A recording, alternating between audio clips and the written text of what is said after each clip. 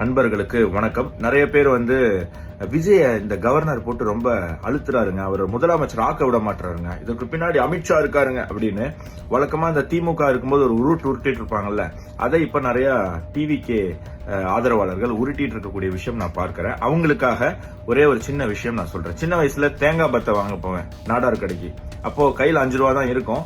தேங்காய் பத்தை 10 ரூபான்றுவார் நாடார். அப்ப நான் என்ன சொல்லுவேன், அண்ணா இதை வச்சுக்கோங்க 5 ரூபாவை, தேங்காய் தாங்க, நான் அப்புறம் வீட்டுல இருந்து வரும்போது எடுத்துன்னு வந்து தரேன்னு. அப்போ அவர் நம்மள தெரியும், நம்மள பழக்கம் இருக்கு அப்படிங்கறதுனால சரிடா கண்ணா எடுத்துட்டு போ அப்படின்னு. நான் அதுக்கப்புறம் போய் நாளைக்கோ அதுக்கு அடுத்த நாளும் அந்த 5 ரூபா கொடுத்துருவேன். ஆனா விஜய் இப்ப என்ன பண்றாரு, ஒரு 108 எம்எல்ஏ அவர் வச்சிருக்காரு. அதுல ஒன்ன கழிச்சிருங்க 107, அவர் 2 தொகுதியில் ஜெயிச்சிருக்காரு. ஒரு 5 பேர் காங்கிரஸ்ல இருந்து இருக்காங்க. 112 எம்எல்ஏவை அவர் கையில வச்சிருக்காரு. ஆனா தமிழகத்தில் ஆட்சி அமைக்கிறதுக்கு 118 தேவை.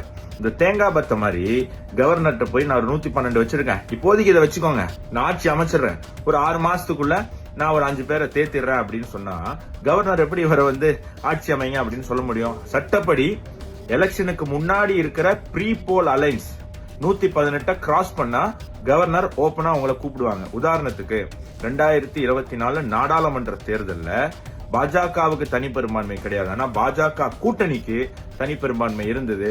அப்போ பிரசிடென்ட் டைரக்டா அவங்களை இன்வைட் பண்ணி அவங்க கவர்மெண்ட் அமைச்சாங்க. இப்போ எந்த ப்ரீ போல் அலையன்ஸுக்குமே மெஜாரிட்டி இல்ல. அப்போ ஒரு போஸ்ட் போல் அலையன்ஸ் உருவாகணும். அந்த போஸ்ட் போல் அலையன்ஸ் உருவாகனதுக்கான சாட்சி வேணும். அதாவது விஜய் முதல்வர் ஆவதற்கான ஆதரவை நாங்க அளிக்கிறோம் அப்படிங்கிற லெட்டர் 118 எம்எல்ஏக்கள் அல்லது 118 எம்எல்ஏக்களை அடங்கிய கட்சிகளின் சப்போர்ட் விஜய் வாங்கி அந்த லெட்டரை எடுத்துட்டு போய் சப்மிட் பண்ணால் மட்டும்தான் சட்டப்படி கவர்னரால விஜய் அழைத்து பதவி பிரமாணம் செய்து வைக்க முடியும், இல்ல பதவி பிரமாணத்துக்கு கொண்டு வர முடியும். இல்லனா வெறும் 108 வச்சிருக்கக்கூடிய விஜய கவர்னர் தன்னிச்சையா கூப்பிட்டு நீங்க ஆட்சி அமைச்சுக்கோங்க அப்படின்னு சொன்னா அடுத்து என்ன ஆகும்? அதிமுக ஒரு பேச்சுவார்த்தை போகும். நீங்க அங்க இருந்து 5 வருஷம் அமைச்சர் இல்லாம இருக்க போறீங்களா, ஒரு 20 பேர் பிச்சுட்டு வாங்க, உங்களுக்கு நான் அமைச்சர் தரேன். திமுக பேசுவாங்க, கம்யூனிஸ்ட்ல 2 பேர் இருக்காங்க, நீங்க அந்த கட்சியில இருந்து என்ன பண்ண போறீங்க, 2 பேர் இங்க வந்துருங்க, உங்களுக்கு அமைச்சர் தந்துடுறேன் அப்படின்னு ஒரு கட்சி தாவல், ஒரு குதிரை பேரம் அப்படிங்கிற விஷயம் நடக்கும். அப்படிங்கிறதுக்காக தான் இந்தியாவில் இப்படி ஒரு சட்டம் இருக்கு. அந்த சட்டத்தின்படி கவர்னர் நடந்துகிட்டு இருக்காரு. எப்பவுமே சும்மா அந்த கவர்னரையும் அமித்ஷாவையும் குறை சொல்ற மாதிரி தமிழகம் இதே ஃபார்மேட்ல போச்சு அப்படின்னு சொன்னா நமக்கு அறிவு இல்லைன்னு நினைச்சிருவாங்க மத்தவங்க எல்லாம். கொஞ்சம் அறிவை ஏத்திக்கோங்க.